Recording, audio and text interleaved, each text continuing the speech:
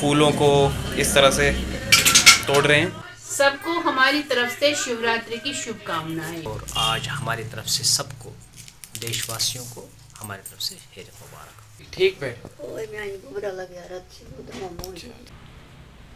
तो कुछ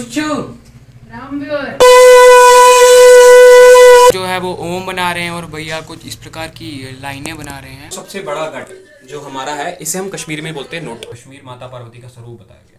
जुलाई के महीने में उस साल बर्फ पड़नी शुरू हुई। अरे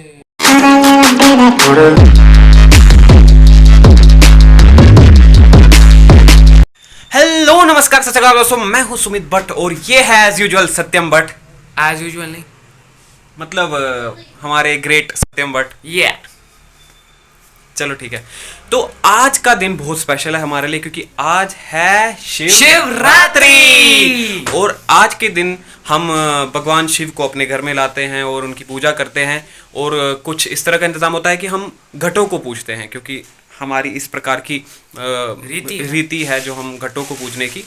तो काफ़ी अच्छा लग रहा है। आज काफ़ी दिनों बाद हम आए, क्योंकि इसके पेपर से और कह सकते हैं कि कुछ बिजी से चल रहे थे तो हो नहीं पाया। लेकिन अब काफ़ी दिनों बाद आए हैं और एक खुशखबरी आपको सुनानी थी। खुशखबरी कुछ इस तरह की है कि हमने अभी एक जगह कुछ प्लॉट वगैरह लिया है। काफी अच्छा प्लॉट है, छोटा है मगर अच्छा है। ये रहा वो प्लॉट।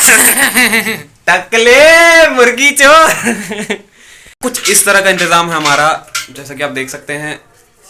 इस तरह से फूल और इस तरह से गट रखे हैं। और अभी ये अखरोट जो है इसमें डाले जा रहे हैं। अखरोट की कीमत तुम क्या जानो मोबाइल बाबू। कोई बात नहीं, चल डाल।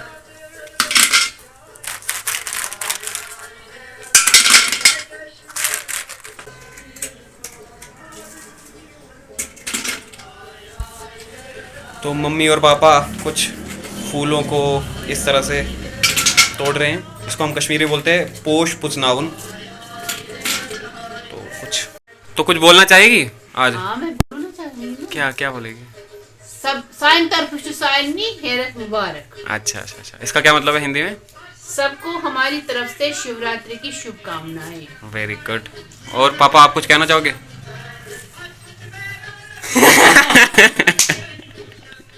चलो आजा करो अभी मदद बेटा। भैया चलो हाँ चलो। पोष पुसनाने में मदद क्या करो, बोलना आजा। चाहोगे आप दर्शकों को पापा? आज शिवरात्रि आज शिवरात्रि है, शुभ दिन है। और आज हमारी तरफ से सबको, देशवासियों को हमारी तरफ से हेर मुबारक दिल से। चलो बढ़िया। अब हम आगे बढ़ते हैं, आगे कार्यक्रम को आगे बढ़ाते हैं और देखते हैं आगे क्या क्या होता है और वही आपको भी दिखाएंगे। तो चलिए आगे बढ़ते हैं।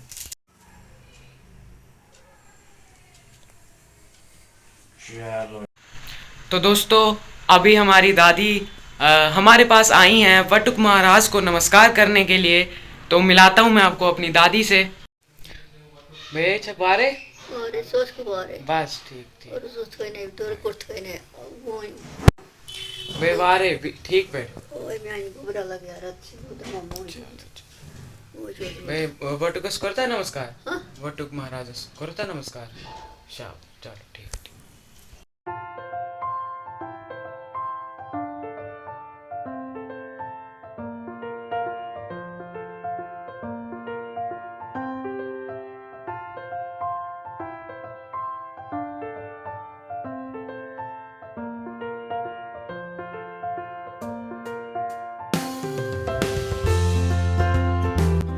तो दोस्तों अभी मम्मी और पापा ले जा रहे हैं वटुक को पानी भरने के लिए।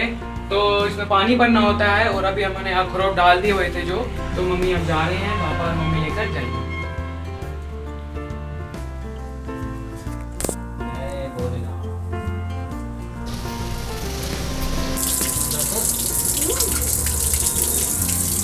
अच्छा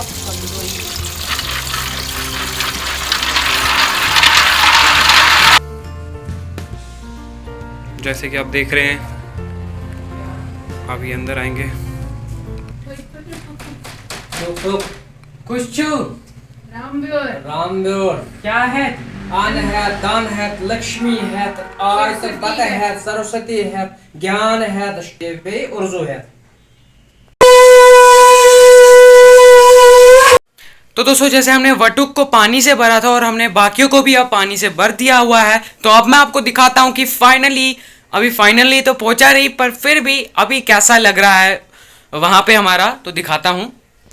तो दोस्तों कुछ ऐसा लग रहा है, यहाँ पे हमने लड़ी भी लगा ली है।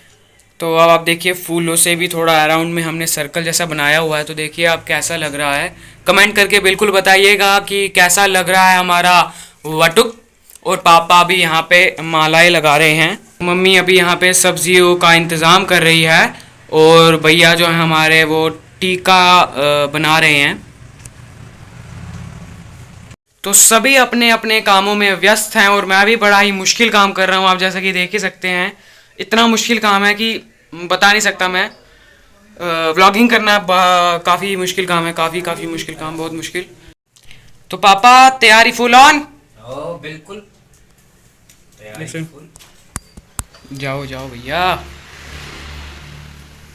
तो अभी हम पापा जो है वो ओम बना रहे हैं और भैया कुछ इस प्रकार की लाइनें बना रहे हैं।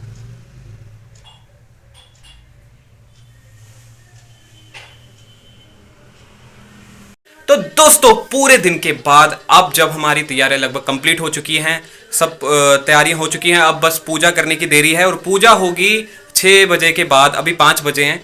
तो पूजा करने से पहले हमने सोचा, मतलब हमने दोनों ने सोचा, ये बहुत बड़ी बात हो गई, मतलब कि हम दो सोच रहे हैं, दो बंदे, मतलब इससे पता चल रहा है हम सोचते भी हैं।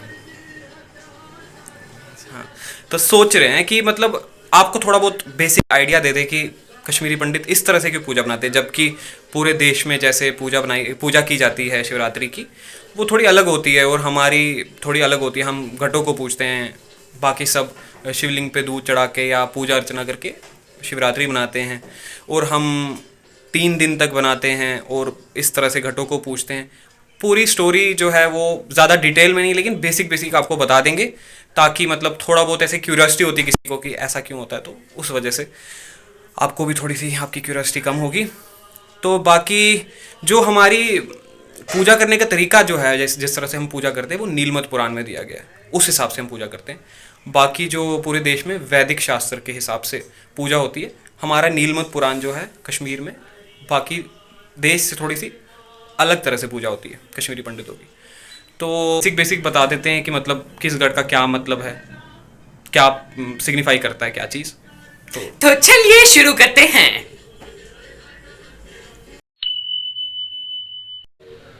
तो जो सबसे बड़ा घट है, जिसे हम कश्मीरी में नुट बोलते हैं, ये जो नुट है ये शिवजी का प्रतीक है। और एक अन्य कथा है जिसके अनुसार ये वटुक भैरव का प्रतीक भी है। वटुक भैरव जो हैं, हम भैरव को पूछते हैं, जैसे कि कश्मीरी पंडित जो हैं वो भैरवों की पूजा करते हैं। तो ये वटुक भैरव है, इनकी स्टोरी जो है वो मैं आपको बाद में बता सकता हूँ, थोड़ी देर के बाद बता दूंगा। तो जो ये हैं, इन्हें हम वटुक भैरव, तो पूरे इसको हम वटुक भी बोलते हैं, इसीलिए वटुक बोलते हैं हम इस पूरे इसको, क्योंकि हम इसमें सबसे जो मेन है जो वटुक भैरव जी की पूजा करते हैं, इस वजह से सारे जो अरेंजमेंट है इसको वटुक भी बोलते हैं। जो दूसरा इससे छोटा गट होता है, इसे हम बोलते हैं चुड़। ये जो है ये पार्वती माता जी का प्रतीक है। और रमन भैरव जो एक और भैरव हैं जो इनके साथ उनकी स्टोरी जुड़ी हुई है, तो उनका भी प्रतीक है। तो इसके बाद आता है धुलिच। ये जो है ये अन्य जितने भी भैरव हैं उनका प्रतीक है। उसके बाद आते हैं 2 ऋषवाय, ये जो है ऋषियों के प्रतीक है। उसके बाद आते हैं 2 मत्स्वाय, ये गांधर्वों के प्रतीक हैं। उसके बाद आते हैं 2 संजवाय, ये क्षेत्रपाल है, ये इस पूरे जो स्थल है इसकी रक्षा करते हैं। तो ये जो शिव जी के जो कैलाश पे जो रक्षक होते हैं वो उनका प्रतीक है। उसके बाद आता है ये दुपजुर, ये भगवान कार्तिक का प्रतीक है। और मंगल कलश ये गणेश जी का प्रतीक है। उसके बाद साथ में सैन्य पुतुल है जो शिवलिंग है। और बाकी शंख वगैरह जैसा कि आप देख रहे हैं, इसे हम ये बोलते हैं चोंग बोलते हैं। ये रतनदीप है, ये भगवान शिव परिवार की मूर्ति रखी है। तो इस तरह से कुछ ये सब चीज़ें हैं। और शिव परिवार का ही प्रतीक है ये सब जो हम पूछते हैं, और भैरवों को पूछते हैं, ये वो सारा है। तो सबसे पहले मैं आपको बताना चाहूँगा कि जो ये भैरव होते हैं, हम भैरव क्यों पूछते हैं, क्योंकि जो कश्मीर है ना, उसे नीलमत पुराण के अकॉर्डिंग माता पार्वती का स्थान बताया गया है। पूरा कश्मीर माता पार्वती का स्वरूप बताया गया।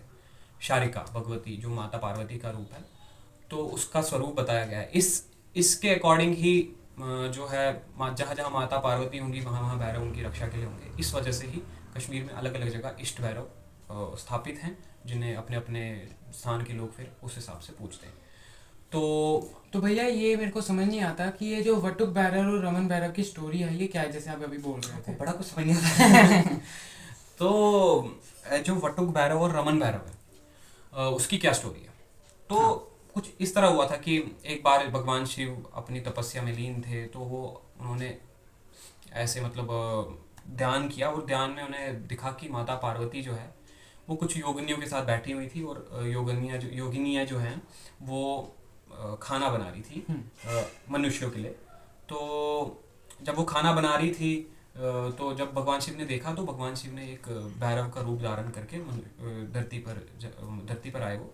वो भैरव का नाम था स्वचंद भैरव, और वो स्वचंद भैरव बड़ा भयानक रूप था उनका। उसमें उनके 5 सिर थे, 16 आँखें थी, और बहुत सारी भुजाएं थी।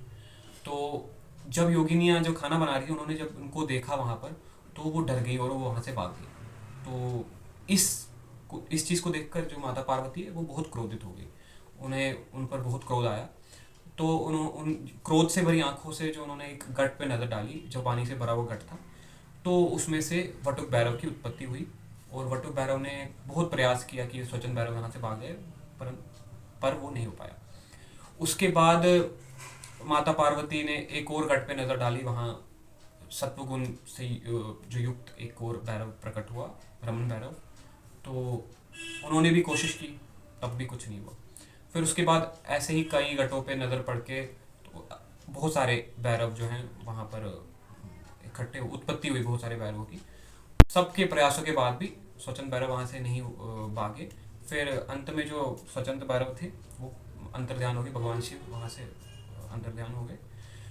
तो जब ये सारे भैरव माता पार्वती के पास हताश होकर पहुँचे, तो माता पार्वती ने उन्हें आशीर्वाद दिया कि जो फाल्गुन मास की त्रयोदशी जो है, इसमें जो आप सबकी पूजा करेगा, वटुक भैरव की, रमन भैरव की पूजा करेगा, उसे उसकी सारी मनोकामनाएं पूरी होंगी।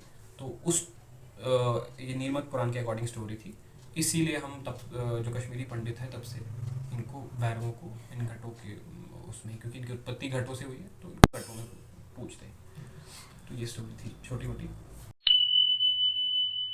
तो वो बर्फ से रिलेटेड भी मैंने सुनी है, एक स्टोरी है। ये लगभग 12th सेंचुरी की बात है। अच्छा। बात कुछ इस तरह की थी, जैसे कि पता ही था, अब मुस्लिम रूलर्स जो हैं वो आ चुके हुए थे कश्मीर में। कश्मीरी पंडितों जो कश्मीरी हिंदू थे, उन पे अत्याचार होना शुरू हो गया था। तो उनमें से एक जो जनरल थे वहाँ, जबार खान करके, अच्छा। वो बहुत ही क्रूर था, बहुत ही सेल्फिश आदमी और बहुत ही ज़्यादा निर्दयी था। अच्छा। तो उसने क्या किया, वो हमारे धर्म पर ही मतलब वो हावी होने लग गया। हमें अपने धर्म को मतलब अच्छे से पालन नहीं करने दे रहा था। आधों को तो इस्लाम करवा दिया कबूल, मतलब आधों को परिवर्तन करा दिया। कोई भी धर्म, किसी धर्म के खिलाफ नहीं, लेकिन कन्वर्जेंस किए। तो कन्वर्जेंस जब हुए तो कुछ कन्वर्जेंस हुए, लेकिन जिन्होंने नहीं उनकी बात मानी, उनको अपना धर्म अच्छे से चलाने नहीं दिया। तो उन्होंने एक बार ऐसे ही, हम जो फाल्गुन मास में बनाते हैं शिवरात्रि, तो तब बर्फ़ पड़ती है। अच्छा अच्छा। तो बर्फ़ जो है वो उसकी मान्यता रहती है, ये जो हम बनाते हैं। अच्छा। बट ये जो मतलब शिवरात्रि पूजा होती है, इसका बड़ी वो रहती है, मतलब सिग्निफिकेंस रहती है। तो उन्होंने बोला कि फाल्गुन मास में नहीं बनाई जाएगी, अब ज्येष्ठ मास में बनाई जाएगी, जुलाई के महीने में। अब कश्मीरी पंडितों को गर्मियों में हेरत बनानी है, सर्दियों में नहीं बनानी, फाल्गुन में नहीं बनानी, पड़ पाती, तो बर्फ़ नहीं पड़ पाती। तो एकदम से फरमान निकाल दिया। जब फरमान निकाला तो जो बाकी हमारे कश्मीरी पंडित थे, उन पे जब अत्याचार हुआ, उनको जब फॉलो करने ही नहीं दिया, उनको बनाने ही नहीं दिया, जिन्होंने बनाया उनको मार दिया। अच्छा। तो फिर उन्होंने उस साल जो है कश्मीरी पंडितों ने जुलाई में जो है हेरत बनाई, मतलब जो शिवरात्रि बनाई। तो जब जुलाई में शिवरात्रि बनाई तो भगवान शिव का माता पार्वती का कुछ ऐसा चमत्कार दिखा वहां पर कि जुलाई के महीने में उस साल बर्फ पड़नी शुरू हो गई। अरे उस साल जुलाई में ही बर्फ पड़ना शुरू हो गई। ये देखकर जबार खान इतना चौंक गया कि उसने कश्मीर छोड़ दिया, और उसके बाद वैसे ही उसका जो राजपाट उसे छीन लिया गया क्योंकि उसके अच्छा तो उसके बाद दोबारा नॉर्मली जो फाल्गुन मास में ही मनाए जाने लगे। तो ये जो था ये सरप्राइज था कि ये कैसे हुआ। तो कश्मीरी में या अरब में भी इस सरप्राइज को हरत बोलते हैं। अच्छा, तब भी हेरत बोलते तब भी जो कश्मीरी पंडित है वो हेरत बोलते हैं। हम्म, हेरत मुबारक, यानी कि मतलब जो ये इस पर्व को हेरत भी बोला जाता है, इसी तब से बोला जाता है। और हेरत का एक और मतलब है, हेरत यानी कि हर रात्रि, अच्छा हर यानी कि शिव और रात्रि यानी कि रात, तो ये शिव की रात है तो उस हिसाब से भी हेरत। तो इतनी स्टोरी थी इसकी, जो बेसिक मेरे को पता था वो मैंने आपको बता दिया। ज़्यादा लंबा तो हो गया वैसे पर ठीक है, थोड़ा बहुत जिसको जानना होगा, नहीं तो स्किप कर सकते हैं। तो बाकी जो पूजा है वो अभी शुरू होने वाली है, तो आप बिल्कुल देखिएगा। और ना एक काम कर दो, तब तक जब तक हम पूजा शुरू करते हैं तब तक आप लाइक कर दो, शेयर कर दो, सब्सक्राइब कर दो, क्योंकि आज है शिवरात्रि।